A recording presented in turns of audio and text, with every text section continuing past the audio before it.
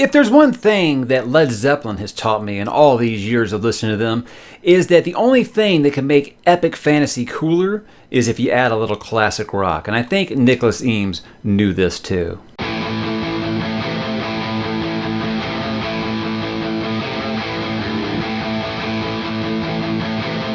When we seek to rule only ourselves, we are each of us kings.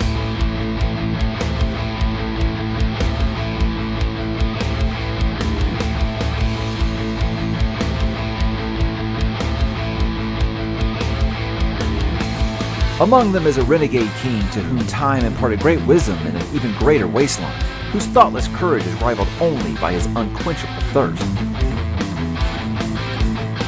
At his shoulder walks a sorcerer, a cosmic conversationalist, enemy of the incurable rot, absent chairman of combustive sciences at the University of Oxford, and the only living soul above the age of 8 to believe in owlbears. Look here at a warrior born, a scion of power and poverty whose purpose is to shatter shackles, murder monarchs, and to demonstrate that even the forces of good must sometimes enlist the service of a big, bad motherfucker.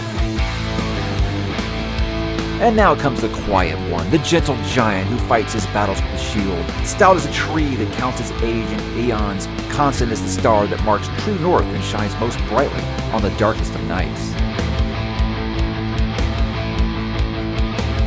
A step ahead of these four is our hero. He is the candle burnt down to the stump. The cutting blade grown dull with overuse. He will kill, if he must, to protect it. He will die, if that is what it takes.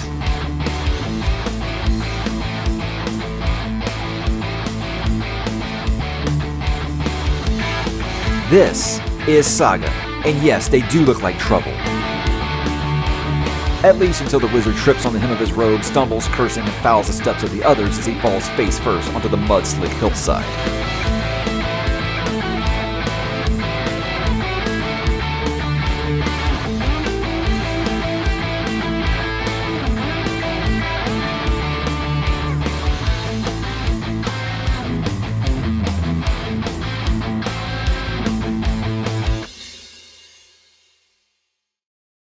Hey, what's up, bookworms and bandmates? We are back today to talk a little Nicholas Eames, and we're talking, of course, about the 2017 debut novel, Kings of the Wyld. Guys, this is a very, very, very, very popular book. I don't think that there's anyone in the modern fantasy community who has not recommended this book to me, and I kind of see why now that I've actually read it, guys. Now, look, this is a very popular book, not just among people, but among critics. 2017's Gimel Award winner for a best debut, and I think it was Fantasy Factions called it their novel of the year. And of course, like I said, if you talk to anyone within the fantasy community, they're going to recommend this book to you, especially if they are of the age I am and they listen to a lot of classic rock. And trust me, guys, that ties into it here, and we will talk about it. But let's do like we always do, guys. Let's talk about what is it about here.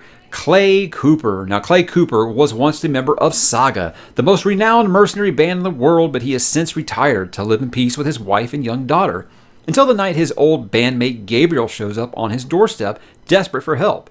His daughter, Rose, is trapped in a city half a world away, besieged by a host of monsters known as the Heartwild Horde.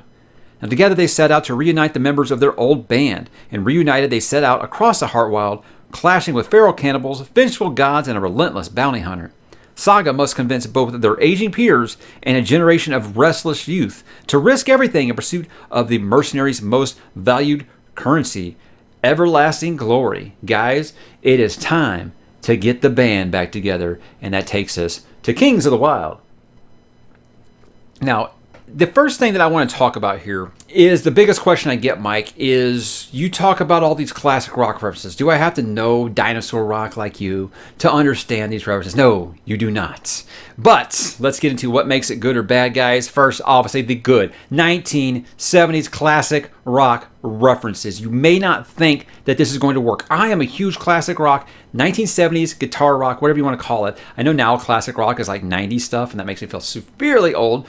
But again, I'm talking about 1970s classic rock. These are one of those things that someone told me about, and I was like, I don't see how that's going to work in a fantasy novel. And it doesn't work the way that you think it does. It's more almost kind of like Easter eggs at this point. It's stuff that if you are a big classic rock junkie, you're going to spot out. You're going to say, hey, I see that name. That's the name of the singer of this band. Or, hey, that's the reference to this. Or, oh, that's from a David Bowie song or something like that. It's never like actually something in this universe. You don't have to know these things. It's really just, like I said, Easter eggs, like Ganelon's axe. His name is Xerinx, which is typical of Xerinx from Rush. Or, Clay's shield is Blackheart, Joan Jett and the Blackhearts. Just little things like that it's just neat. It's one of those things where every time you see a reference, it's really cool. It's really cool, but it isn't anything that you feel like you have to know this knowledge. What you have to know is just like the terminology. For example, a band is just like your gang of warriors, that fight together. The Fellowship of the Ring, that would have been a band. And they all have like these 1980s sounding band names like Vanguard and things like that, and Saga, obviously. But like going on tour means you're going on a quest. A booker is basically your manager, someone who books gigs for you, finds you quests to go on, things like that. So it's just fun little things like that. Battle of the Bands. A lot of the chapter titles are like classic rock albums and stuff. It's just neat idea, but it's never a thing where you're like, okay, well, I've never listened to a Led Zeppelin song. Am I going to get this? Yeah, you'll be fine. You'll be fine. But that is definitely one of the things that really just wrapped me into this and just maybe had just a blast with it, almost in kind of a Hitchhiker's Guide to the Galaxy kind of way, which I'll make more than one reference to here. The biggest thing that I like here, obviously, is the band themselves. This group that Eames has put together here, these 5 gentlemen, is just top notch. Clay is almost like a Logan Nine Fingers from the First Law by Joe Abercrombie, but that may be like the Hulk smash side of him. But a guy that's kind of past his prime, has seen a lot. I mean, all these guys are past their prime. I mean, that's the whole story. That these guys are all past their prime. They were the biggest group of fighters in the world, and now they're past their prime and they're getting back together for one more show, kind of thing. So. I think he's very much like a Logan Nine Fingers in that he's done with this. He's kind of trying to turn a new leaf and just kind of do other things now. But gosh, these are hard to do without spoilers. Then you got Gabe, who is basically like the lead guitarist. He is the Keith Richards to the Mick Jagger kind of thing. That's obviously like your number 2 in your band. Again, then you have Moog, and I think Moog might be low-key my favorite in this. He's kind of almost like a spin on like a Gandalf, but kind of very, very good at what he does, but also he never quite takes everything as seriously maybe as he should have, and it just kind of ends up being like a lot of laughs, but in a good way. But when it matters, the dude is there. Then you got Matrick, who is a king whereas now he's a king, and he's, fat. He's one of the ones that's got fat, and he's just kind of gotten lazy, but he kind of would love to get out of his current situation and go back on tour with the band again. So that he's looking to actually be one of the ones who wants to sign back up for this reunion tour really, really quick. And then Ganelon. Now, Ganelon's kind of the heavy. He's really the only muscle they need because of a particular situation. He's the only one of them that's still in his prime, really. So he's obviously the key that's going. It's like trying to restart your rock band, but the drummer's like, "Nah, I'm out." It's one of those kind of things. So it's a fun. With the first half of this book is really them getting the band back together, and then is actually going on the tour is the real fun part. But I talked about the humor here being kind of Hitchhiker's Guide to the Galaxy, and I don't mean that in like it's a severely British kind of way or every paragraph ends in a joke. I just found myself chuckling a lot every few paragraphs, like I do when I read a Hitchhiker's Guide to the Galaxy, and that's a lot of times the inner monologue will kind of be very meta, and it'll really kind of make you just laugh and be like, that's exactly what I would say in that situation. I think that gives it a fresh spin on a genre that can be kind of tiring after a while when you just do the same old thing and over again, which a lot of modern fantasy is just a new spin on traditional fantasy takes. This is very different. I love the idea of starting a quest with a group that is well past their prime. This is not something that's going to be easy for them. So right there, you've already made your stakes high. And I talk about the humor and it being very good, but it doesn't use that in place of stakes. The stakes are very high.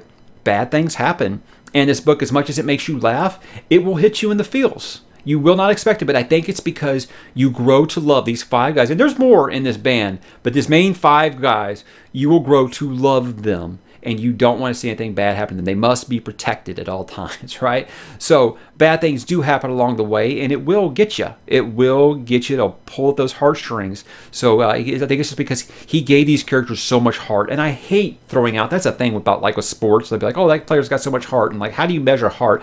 The way that he writes these guys, man, all of them have redeeming qualities, and all of them, even if they try to act like Mr. Tough Guy, all care about each other. And that's the biggest thing here is you know that these 5 guys care about each other.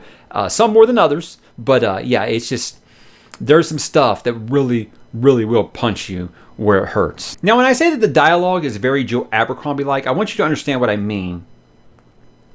Yes, there's bad language. I don't mean like Joe Abercrombie isn't like it curses a lot. I mean that Joe Abercrombie has a very cruel and unforgiving world, and sometimes it's very bleak. But the humor, the dark humor he uses always just kind of lands somehow. I feel like the humor that he uses in this is very, very much like something that Joe Abercrombie would write, especially their inner monologue, what they're thinking.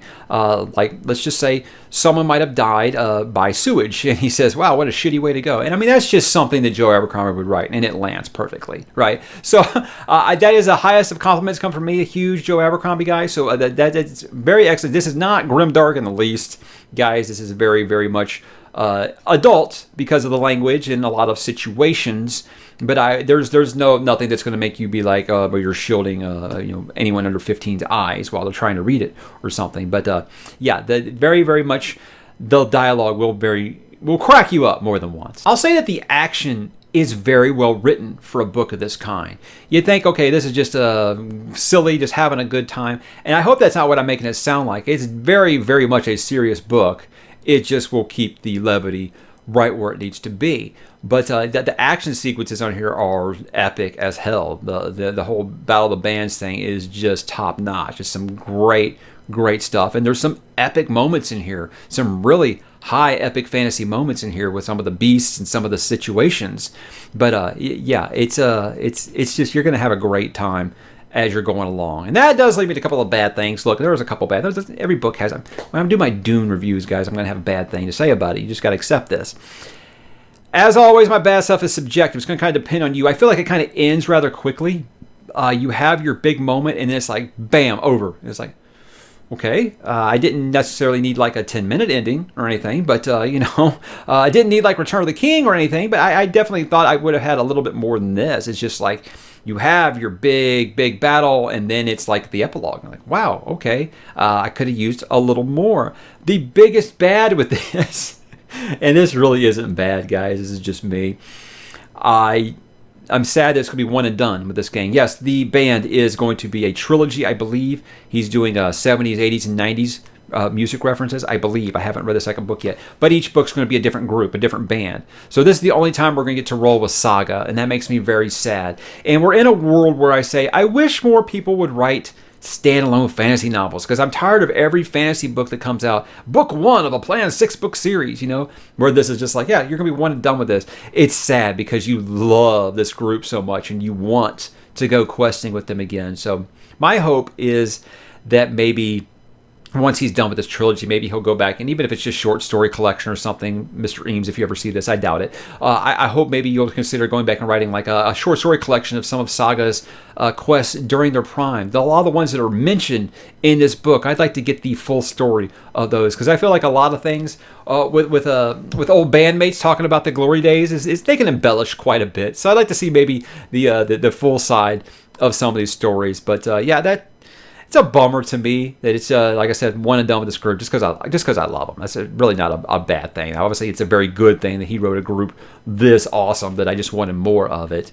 I feel like the lore is good. It's fine. But I think this is kind of the consequences of having a one and done kind of story, is that you find yourself as a reader being kind of lazy on the lore. If you read a bunch of series like I have back there, you're like, I don't know how much more room I've got up here to add a bunch of history and lore. You'll find yourself maybe glazing over a little bit when he starts talking about the ancient races and things like that, and the history between some of them. Again, it's not poorly written or anything. It's just you find yourself not wanting to really invest in that because you're going to be one and done. And again, not necessarily a bad thing. I think I would have just been more willing to really dive deep into that if I knew this was a series. Here's the deal.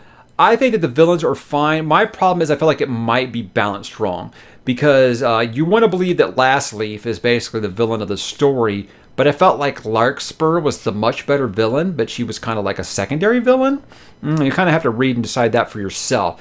I thought Larkspur was awesome, an awesome character. Both sides of Larkspur were really good. Whereas Last Leaf, I was just kind of like, yeah, okay, you're just typical kind of bad guy. So maybe a little bit more expansion on that. I would have felt a little differently, other than like his history with a specific character. I wasn't really that into that rivalry, so to speak, there, but I really did like what he did with Larkspur. And guys, that brings us into why you should read it. Look, are you reading a lot of series? Do you need a little bit of a palate cleanser? A standalone? Guys, this is it. This is going to be exactly what you're looking for. I read this between some big books, and it really, really helped clear the mind a little bit before I moved into this beast of a Stephen King book that I'm reading right now. I read it right after I read, Rhythm of War by Brandon Sanderson. So it really, really helped clear the cache a little bit, I think, going forward. And it's just, there's not enough standalones in fantasy, like I said, and this doesn't require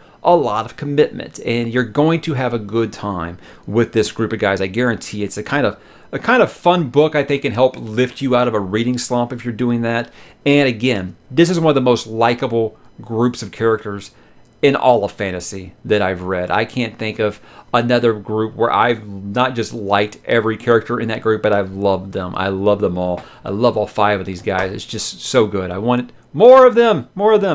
Some final thoughts here. Look, I think this book was way better than it should have been. It was so much fun. And I tease one of the mods on my Discord who's been saying, drop everything you're doing and read this book, because I think that you will like it. A lot of people have told me, Mike, you are so into like classic rock and stuff, which is their way of saying you're old. It's fine. I accept that. And I'm like, guys, I got so much other stuff that are like, trust me, this is going to be right in your sweet spot. And they're right. They were right. This is one of the best books I've read this year. It is such a fun ride, and it left me wanting more. I think if I try to sell this to somebody, as I say, imagine if Led Zeppelin, who broke up in 1979 when John Bonham died, imagine they got back together in the 90s, and they said, let's do one more tour, and they had to try to compete with what the new sound was and all the cocky new young bands and things like that, who were like, oh, okay, yeah, I remember when you were good 100 years ago kind of thing. So it's like that grudging respect. That's how I would kind of say. They say they wanted to get back together for one more tour kind of thing. But it's, the world had changed in that time since they had been off. And I think that's a really good analogy for how this story goes. But yeah, again, I'm sad I won't get another tour with Saga. That's my biggest thing to take away here. And if I keep saying that, like the 10th time I've said that in this review, guys, I think you understand how much I enjoyed this book. Go get it right now. You will not regret it. I look very much forward to getting into Bloody Rose, which is book 2 in this series. Even if it is a different band, I think that he's obviously a good enough writer. And look, I like 80s rock just as much as I like 70s rock, so I think I'm going to be right at home. So guys, have you read Kings of the Wyld? Did you like it as much as I did? Did you think it was maybe overrated? Hey, there's no wrong answers. Drop in the comments, guys, and let's talk about it there and rock on.